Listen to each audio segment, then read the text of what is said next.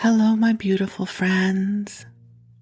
I am Laurel Bleadon-Maffei with Illuminating Souls, welcoming you to this episode of Sleepy Bedtime Blessings, a podcast designed to help you rest, relax, and fall asleep, all while deepening in your connection with your beautiful team of angels who love you so.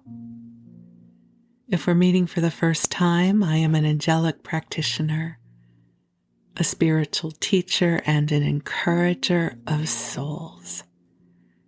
And I do this through one-on-one angel sessions, soul mentoring, and a variety of classes designed to inspire your spirit. But for now, the angels and I are here to help you come into a beautiful state of rest, to bring you soothing, calming energies, and to help you connect with the beauty of your spirit. So let me begin by wishing you a happy new year. This is our first episode of 2023. And I have to say, I felt this internal pressure to make this episode super special for you and bring forward wisdom and insight and delight for you that will help you start your year off just perfectly. Not too much pressure, right? And so the reality is I wasn't feeling it. That was the story my mind told me that I had to bring forward for you. And I think that that is so indicative of what the new year presents to us. Like we go to sleep one night and we wake up the next morning and it's a clean slate, and somehow we're going to wake up and have all of this energy and inspiration and momentum to be and do all of the things that we somehow had not been doing 24 hours before. It is false advertising, my friends. We have been sold a bill of goods that is not really helpful. And that's not to say that I do not have appreciation for the portal that a new year brings forward. So I thought I would share with you a little bit about how I hold this time of year in consciousness, and maybe it will help you as well. I stopped setting intentions, like big intentions, right? Like this is going to be the year that I exercise and I lose weight and I write my book, like all of that kind of stuff that really comes directly from the ego. I stopped doing that to myself years and years ago, because that would just set me up for a cycle of disappointment within myself. Instead, this is a little bit of my philosophy of life. I believe that we are ever evolving beings. All of us are. We are always moving through growth and change. And life brings us opportunities, and that there is an ebb and flow to life, and sometimes we are in the ebb, and sometimes we are in the flow. So I always like to look back at the year that was and just gently explore, were there any areas for growth? What did this year ask of me? There have been some years where I just wanted to kick the year in the butt and kick it out the door and say good riddance. And there have been other years where I felt deep gratitude because it was a beautiful year. But we have good years and we have not so good years. And so coming into the new year, I like to open up to the wisdom of blossoming open. It's a term that I use frequently in my teachings. And it brings forward for me this metaphor that all of us are designed to blossom. That life has its seasons, as do each one of us. That somehow this coming year will bring beauty to each one of us. And so as I look out into the coming year, I think it will be what it's supposed to be, right? There's a phrase in a book I was just listening to, an audiobook, and it says, life will be life. And I don't mean that to sound self-defeatist or that we have no self-direction at all. I absolutely believe in our power to co-create in this big, beautiful universe that loves us so. And I believe life will be life. So I want to share with you a quote that has carried me through so many years of my life. And it first came into my awareness right before my awakening. And I've shared it with you before. It's by the poet Rilke. And he writes, "Be patient toward all that is unsolved in your heart, and try to love the questions themselves like locked rooms and like books that are now written in a very foreign tongue. Do not now seek the answers which cannot be given to you because you would not be able to live them. And the point is to live everything. Live the questions now, and then perhaps you will then gradually, without noticing it, live along some distant day into the answer." And I just love that quote. And I feel like we can bring beautiful, heartfelt intention into living our questions, right? We're divine wise beings. We're ever evolving. Life is shifting and changing within us and around us. So none of us know what the year will bring. What we can influence is how we hold for our journeys in consciousness. We can bring our life force into the world and engage in ways that bring us joy, that bring goodness into the world. And we can be kinder to ourselves and to others. We can find ways to use our life force in the world in a way that makes it a little bit brighter than it was before. And so I just invite you to join me and the angels as we sprinkle blessings of love upon the year ahead. And just to know that within you, you are a beautiful divine being. And just like me, you are living the question.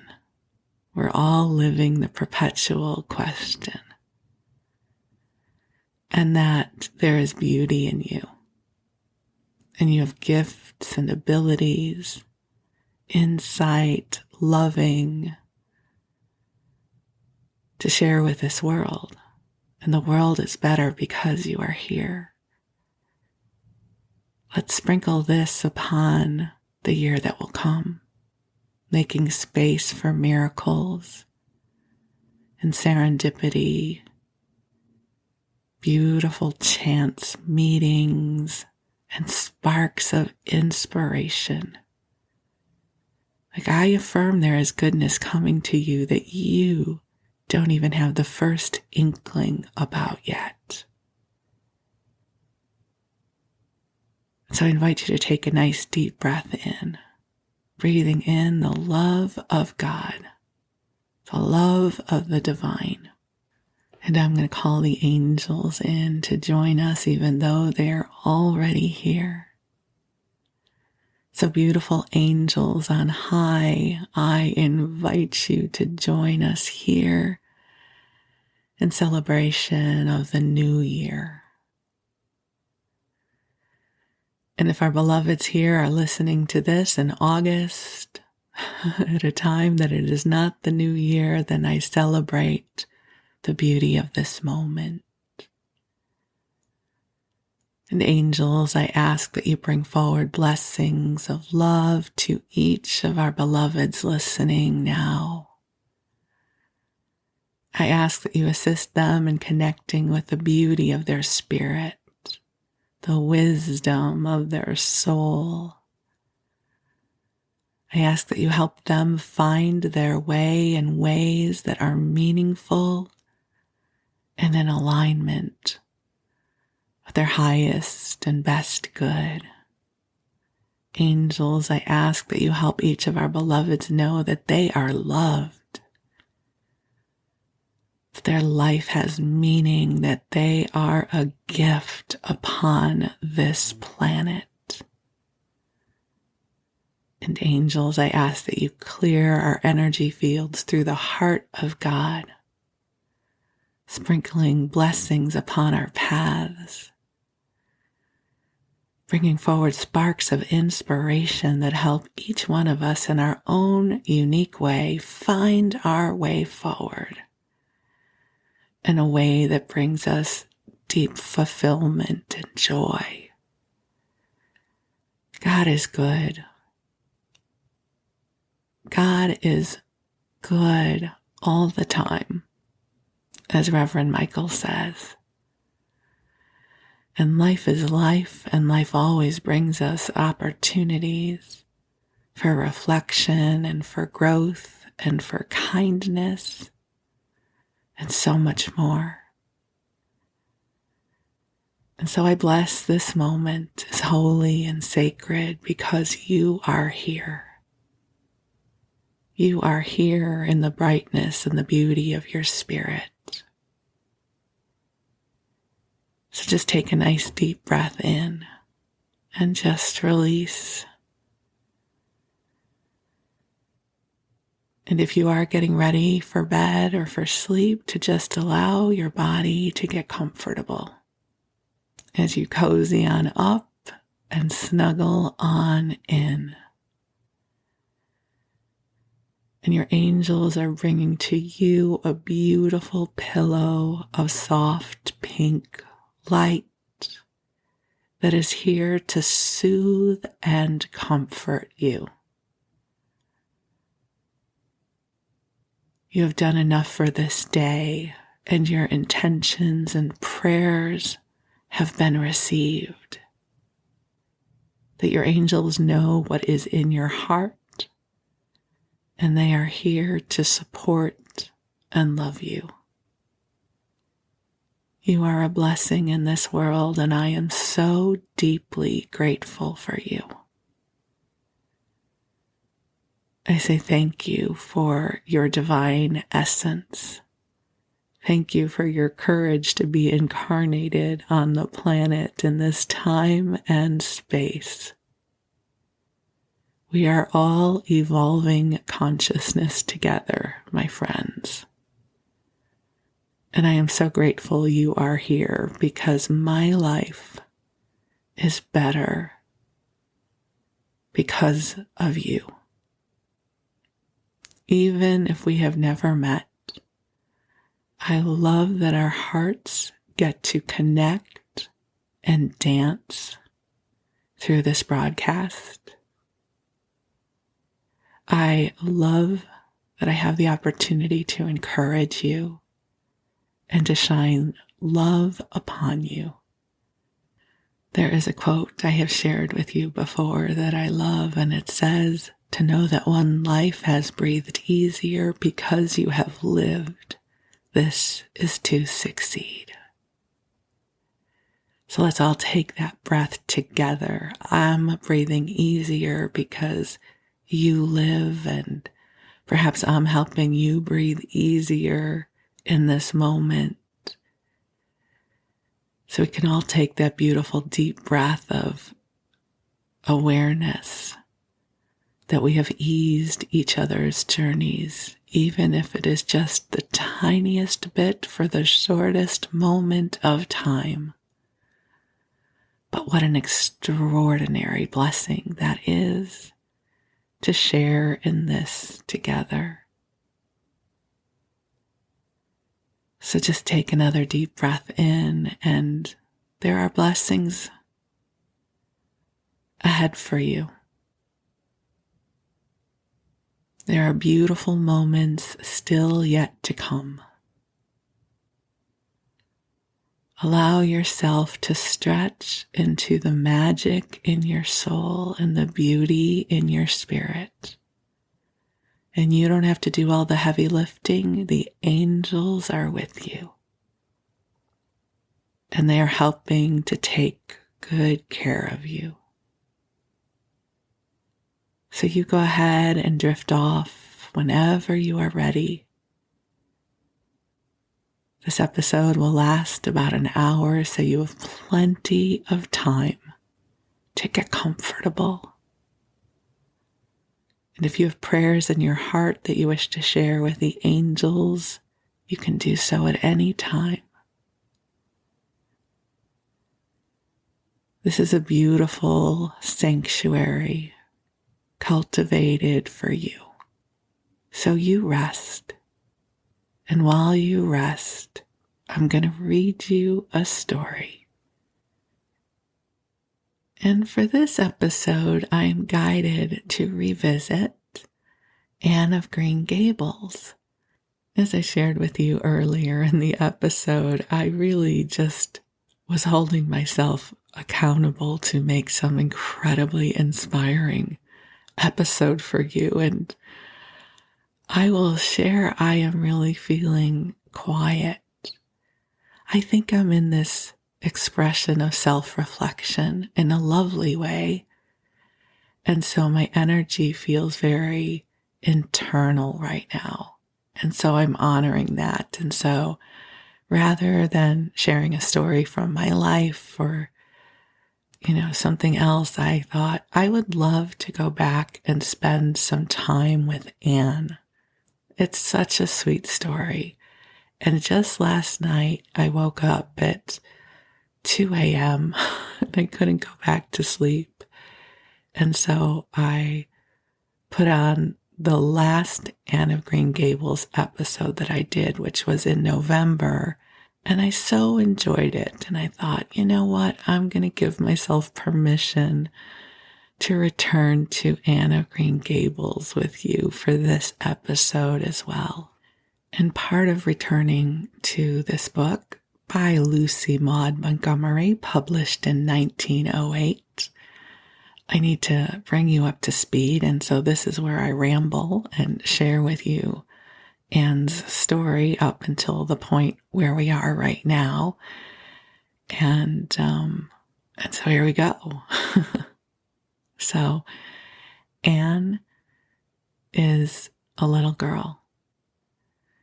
In the chapter we just read, she turned 13 years old. And she's an orphan. And she is adopted by Matthew and Marilla Cuthbert, brother and sister, who live on a farm called Green Gables. And they are in their late 50s and early 60s, so they're an older couple. And they were planning on adopting a little boy to help around the farm. They would give him a good home and an education and love him, and he would be able to help around the farm. But when Matthew went to pick up the little boy from the train station, there had been a mix-up, and instead of sending a boy, they sent Anne. And Anne is larger than life. She is exuberant. She is a dreamer. She is vivacious. She's got this long red hair that she dislikes immensely. She has an imagination. She daydreams. She talks a mile a minute. And so much of the story is about the different adventures that happen between Anne and her life in Avonlea, which is the town in which they live. And Anne has a best friend who she calls her best bosom friend, Diana Barry, who lives in the estate next door to Green Gables. So at this point in the story, the girls, Anne and Diana, have been talking about this writing assignment that they had to do for school. They had to write a story. For Anne, this is her sweet spot. This is her wheelhouse. And she just got finished sharing with Diana about the story she wrote, which is worthy of any of our modern day soap operas. It is a story about star-crossed lovers who wind up dying together, and then the other girl who loved the boy winds up going mad and going into an insane asylum. Like, it's so dramatic, and and that's our Anne, right? She's just dramatic, and Diana says, how do you even come up with these stories? I was born with no imagination. And Anne says, of course you have an imagination. You just have to learn how to access it. And so they decide to start this story club, which is such a delightful idea, right? Like, let's all be in story clubs where we make up stories and share them with each other. So it's mid-chapter, but this is where we're going to start. Anne is encouraging Diana about her imagination. So Diana says, I don't see how you can make up such thrilling things out of your own head, Anne. I wish my imagination was as good as yours. It would be if you'd only cultivate it, said Anne cheeringly. I've just thought of a plan, Diana. Let you and me have a story club all our own and write stories for practice. I'll help you along until you can do them by yourself. You ought to cultivate your imagination, you know. Miss Stacy says so. Only we must take the right way. I told her about the haunted wood, but she said we went the wrong way about it in that. And what Anne is talking about here is that she and Diana had named this one area that they walk through the haunted wood, and then they proceeded to tell each other ghost stories that they were completely making up about the haunted wood, and then neither one of them would walk through it at night. So that was a flashback to something that happened earlier in the book. So she says, I told her about the haunted wood, but she said we went the wrong way about it in that. And that was how the story club came into existence. It was limited to Diana and Anne at first, but soon it was extended to include Jane Andrews and Ruby Gillis and one or two others who felt that their imaginations needed cultivating.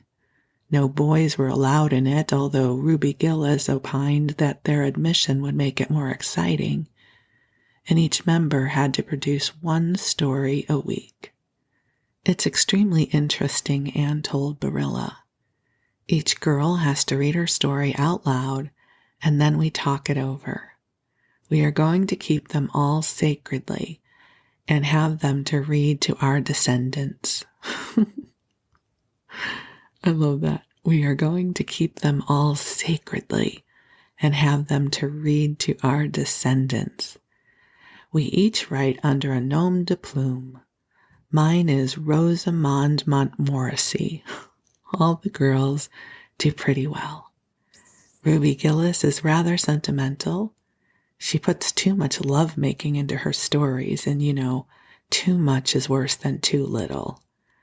Jane never puts any because she says it makes her feel so silly when she had to read it out loud.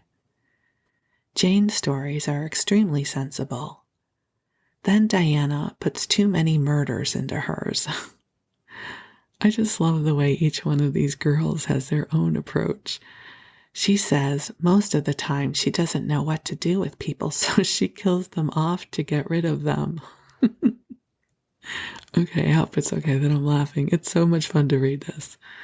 I love that. She says most of the time she doesn't know what to do with the people, so she kills them off to get rid of them. There you go. That's an approach. I mostly always have to tell them what to write about, but that isn't hard, for I have millions of ideas. I think this story writing business is the foolishest yet, scoffed Marilla. You'll get a pack of nonsense into your heads and waste time that should be put on your lessons. Reading stories is bad enough, but writing them is worse. But we're so careful to put a moral into them all, Marilla, explained Anne. I insist upon that. All the good people are rewarded, and all the bad ones are suitably punished. I'm sure that must have a wholesome effect. The moral is the great thing. She's so wise, right? Mr. Allen says so. I read one of my stories to him and Mrs. Allen, and they both agreed that the moral was excellent. Only they laughed in the wrong places. I like it better when people cry. Jane and Ruby almost always cry when I come to the pathetic parts. Diana wrote her Aunt Josephine about our club, and her Aunt Josephine wrote back that we were to send her some of our stories.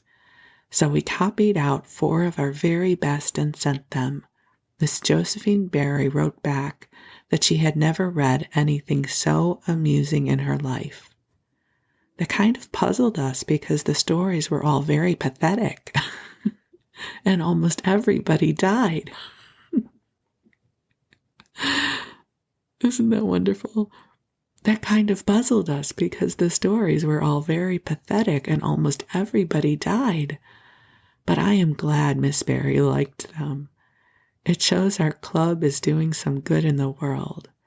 Mrs. Allen says that ought to be our object in everything.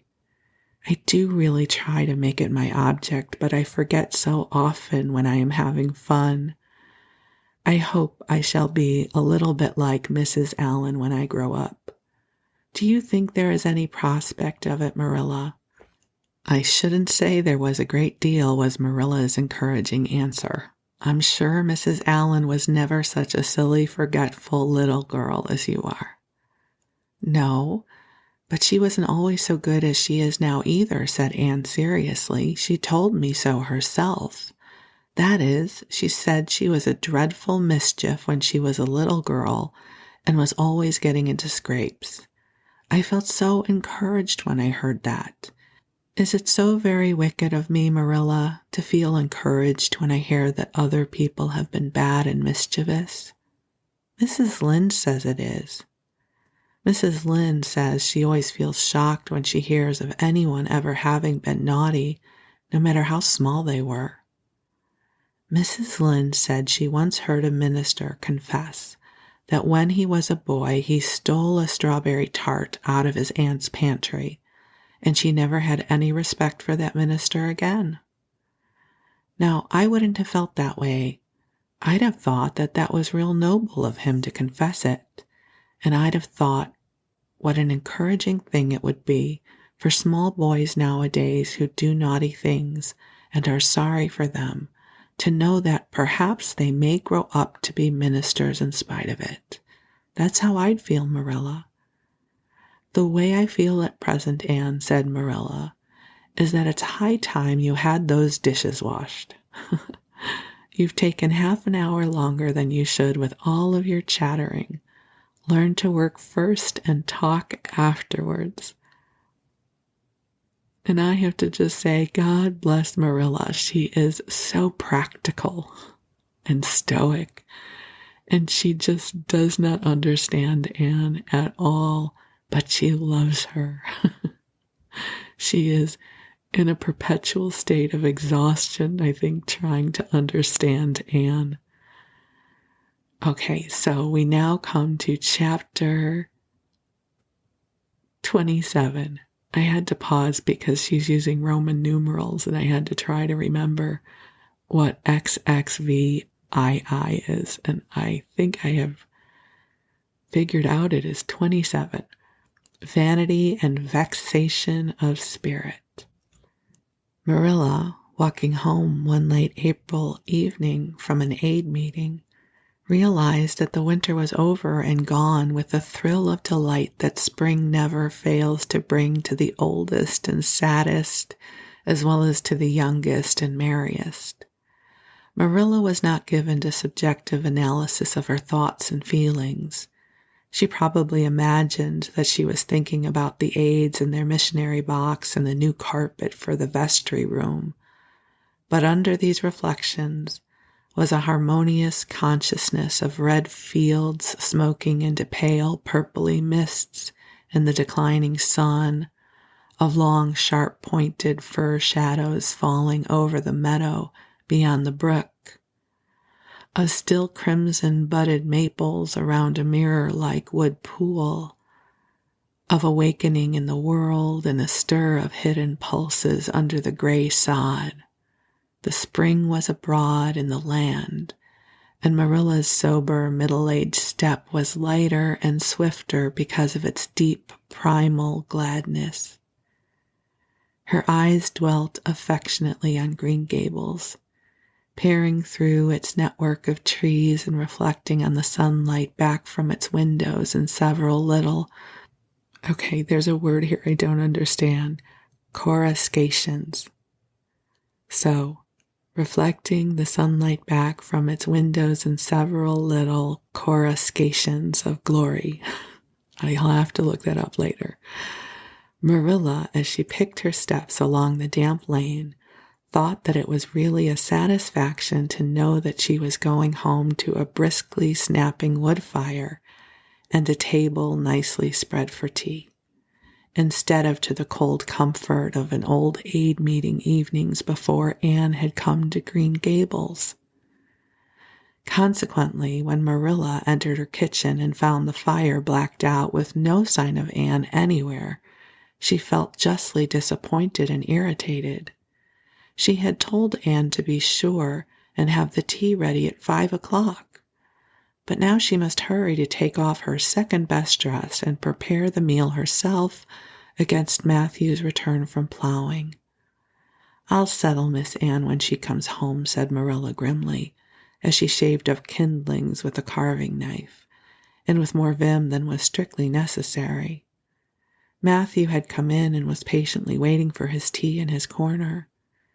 "She's gadding off somewhere with Diana, writing stories or practicing dialogues or some such tomfoolery, and never thinking once about the time or her duties. She's just got to be pulled up short and sudden on this sort of thing. I don't care if Mrs. Allan does say she's the brightest and sweetest child she's ever known.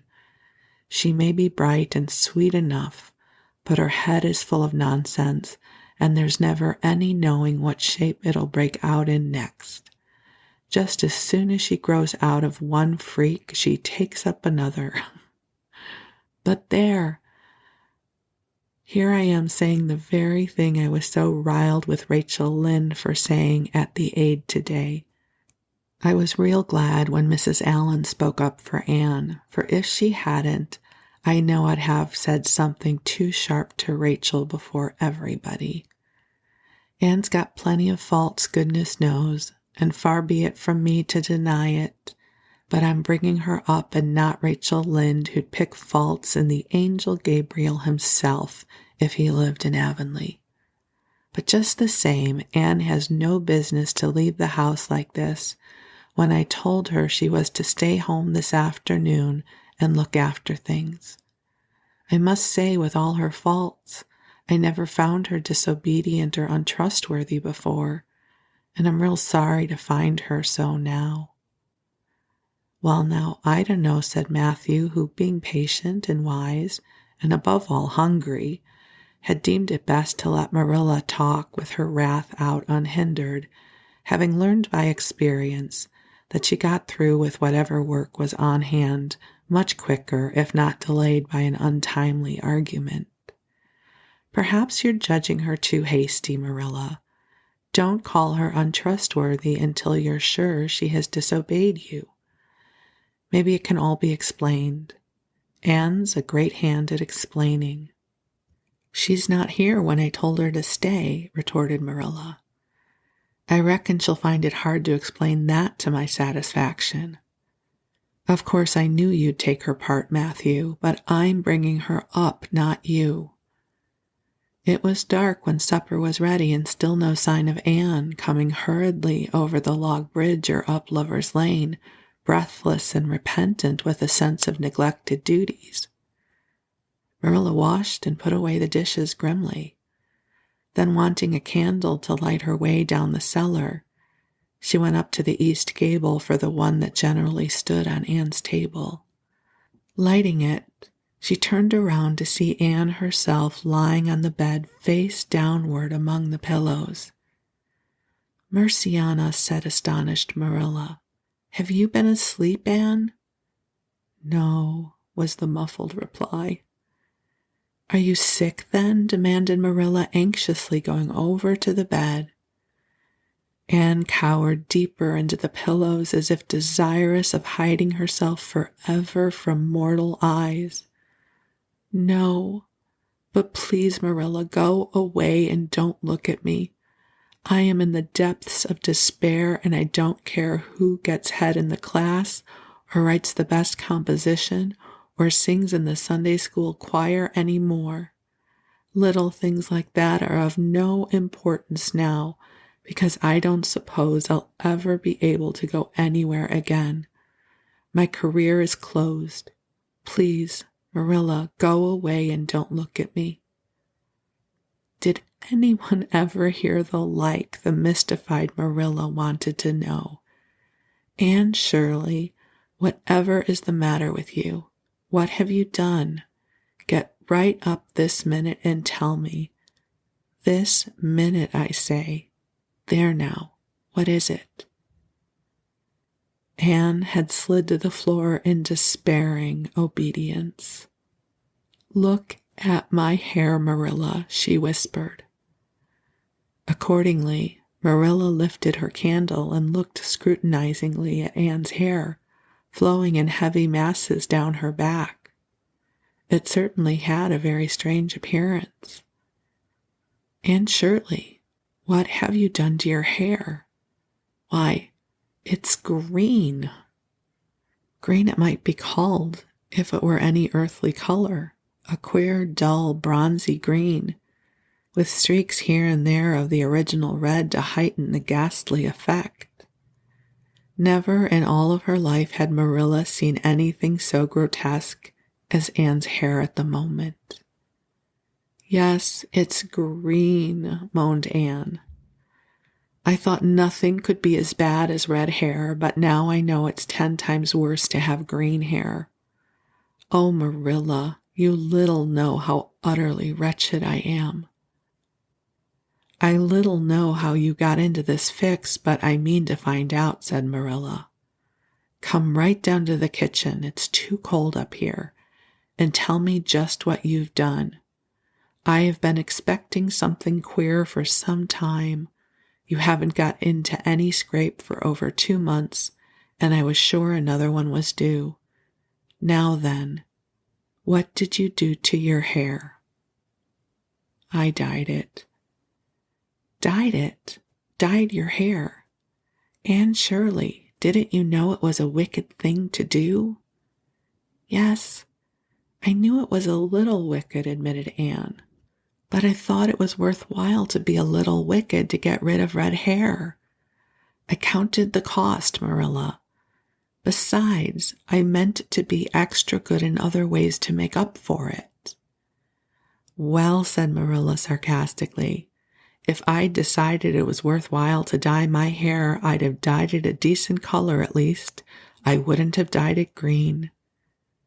But I didn't mean to dye it green, Marilla, protested Anne dejectedly. If I was wicked, I meant to be wicked to some purpose. He said it would turn my hair a beautiful raven black. He positively assured me that it would. How could I doubt his word, Marilla? I know what it feels like to have your word doubted, and Mrs. Allen says we should never suspect anyone of not telling us the truth unless we have proof that they're not. I have proof now. Green hair is proof enough for anybody.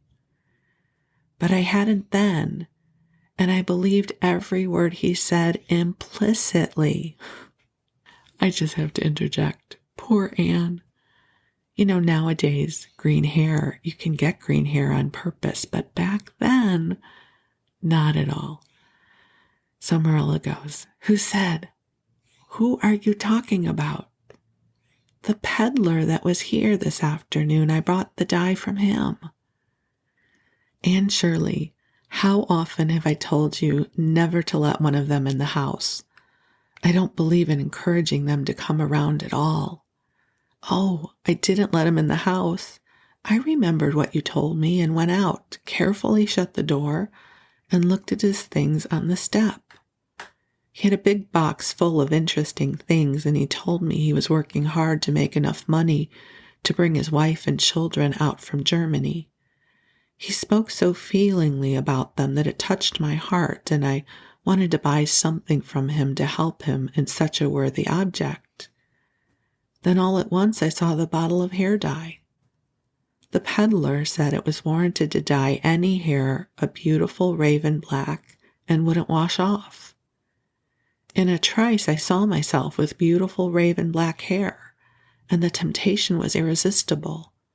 But the price of the bottle was 75 cents, and I only had 50 cents left out of my chicken money.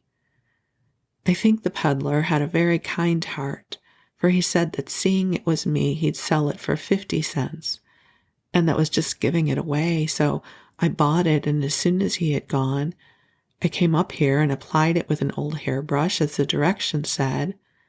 I used up the whole bottle, and oh, Marilla, when I saw the dreadful color it turned my hair, I repented of being wicked, I can tell you, and I have been repenting ever since. Well, I hope you'll repent to good purpose, said Marilla severely, and that you've got your eyes open to where your vanity has led you, Anne. Goodness knows what's to be done. I suppose the first thing is to give your hair a good washing and see if that will do any good. Accordingly, Anne washed her hair, scrubbing it vigorously with soap and water. But for all the difference it made, she might as well have been scouring its original red. The peddler had certainly spoken the truth when he declared the dye wouldn't wash off. However, his veracity might be impeached in other respects. Oh, Marilla, what shall I do? Questioned Anne in tears. I can never live this down. People have pretty well forgotten my other mistakes, the liniment cake, and setting Diana drunk, and flying into a temper with Mrs. Lynde, but they'll never forget this. They will think I am not respectable. Oh, Marilla, what a tangled web we weave when we first practice to deceive. That is poetry, but it's true. And oh, how Josie Pye will laugh. Marilla, I cannot face Josie Pye. I am the unhappiest girl in Prince Edward Island. Anne's unhappiness continued for a week. During that time, she went nowhere and shampooed her hair every day. Diana alone of outsiders knew the fatal secret, but she promised solemnly never to tell, and it may be stated here and now that she kept her word.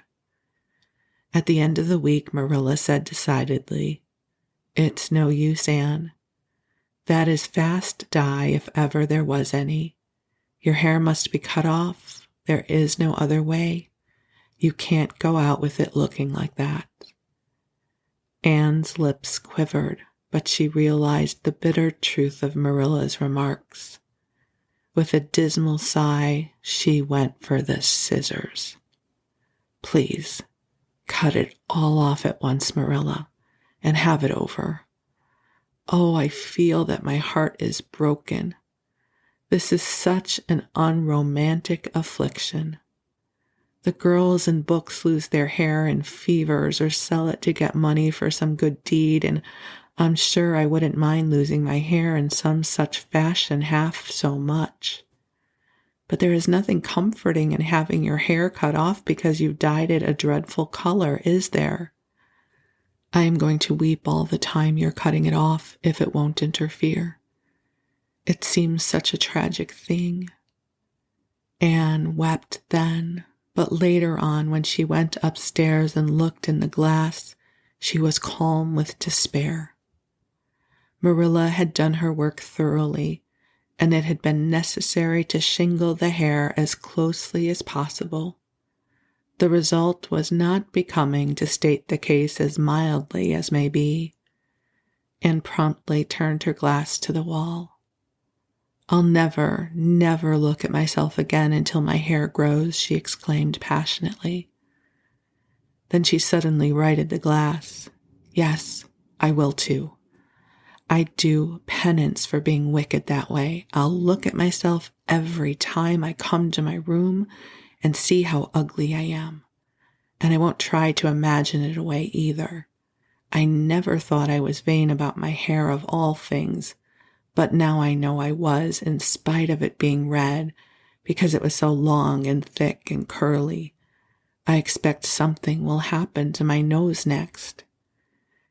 Anne's clipped head made a sensation in school on the following Monday, but to her relief nobody guessed the real reason for it, not even Josie Pye, who, however, did not fail to inform Anne that she looked like a perfect scarecrow. "I didn't say anything when Josie said that to me," Anne confided that evening to Marilla, who was lying on the sofa after one of her headaches, "because I thought it was part of my punishment and I ought to bear it patiently. It's hard to be told you look like a scarecrow, and I wanted to say something back, but I didn't. I just swept her one scornful look and then I forgave her. It makes you feel very virtuous when you forgive people, doesn't it? I mean to devote all of my energies to being good after this, and I shall never try to be beautiful again. Of course, it's better to be good. I know it is. But it's sometimes so hard to believe a thing, even when you know it. I do really want to be good, Marilla, like you and Mrs. Allen and Miss Stacy, and grow up to be a credit to you. Diana says when my hair begins to grow, to tie a black velvet ribbon around my head with a bow at one side. She says she thinks it'll be very becoming. I will call it a snood. That sounds so romantic. But am I talking too much, Marilla? Does it hurt your head? My head is better now. It was terrible bad this afternoon, though. These headaches of mine are getting worse and worse. I'll have to see a doctor about them. As for your chatter, I don't know that I mind it. I've gotten used to it. Which was Marilla's way of saying that she liked to hear it. And you know, that to me feels like such a classic scene in this book when Anne mistakenly dyes her hair green. You know, these days we're used to having rainbow hair, right? But back then, it's not like you could just go to a salon and have somebody re-dye your hair. I've had to do that on occasion. So I can relate, although not that I ever had a catastrophe like green hair. I've just had my hair colored and haven't liked it. So I think most of us know the experience of hair trauma of one kind or another. So I have such empathy for our sweet Anne and how brave of her to go to school with it all shorn off. So thank you for letting me share this with you. I love Anne. I just love her life force. I love her bravado and her willingness to be who she is. I mean, she can't help herself, really. So we'll come back to Anne another day. But for now, my beautiful friends, I send you love. And I wish you the sweetest of dreams. I'm so grateful to get to spend this time with you. You are precious in all of this world. And I am deeply grateful for the gift of you. We'll talk again soon. Thank you.